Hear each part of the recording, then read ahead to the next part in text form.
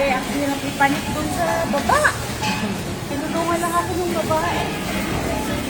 Wala na tayo kalabak yun eh. Opo. Nagkala ko na yung ano, baba.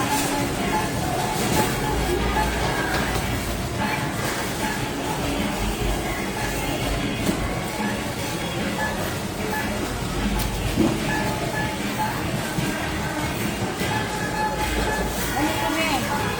3, 6, 80. 80 na ano. Pizza. Yan na maglagay. Di ba konti na lang tira mo? 8. Opo. Bali 86 na eh. Ilan po ba yan? 80. 88 po. Ay, oo nga, 88. Ay, katama ko. Tapos, yung toppings mo, beef lang at saka bacon. Ikaw na mag-repack, no? Wala na akong time mag-repack. Mag-repack ako ng supreme, eh. Dadali ko sa pure ko. Ikaw na maglagay. Bye, guys. Oo, ikaw na maglagay. Yan, nandito po ako sa RCS. Yan, ang daming namimili dito sa RCS. Yan. Doon iniwan ko si Lolo Bino. Si Lolo Bino sa kotse. Wait lang, guys. Tuloy na ako, ne. Sige. Wait lang, guys. Meron ako. Hello. Shout out ka na, pati. Shout out sa papa. Dali na. Ayan. Sige, thank you. Binati ako, guys. Kaya punta muna ako kay Lolo Bino. Eto, pinani ko dito yung hila-hila ko kanina na pushcart. Eto po kasi yung ano, yung parking ng RCES dito sa ilalim.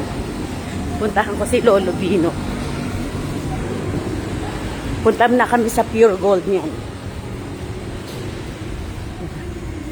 Naku po, at bumaba pa. Naku, bumaba pala. Bumaba ka pala. Ha? Tara na. Oo.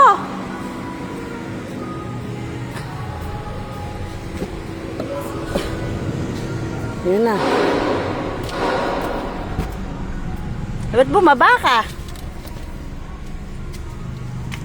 Ayan po, papunta po kami ngayon yan sa Pure Gold, Cabiao naman.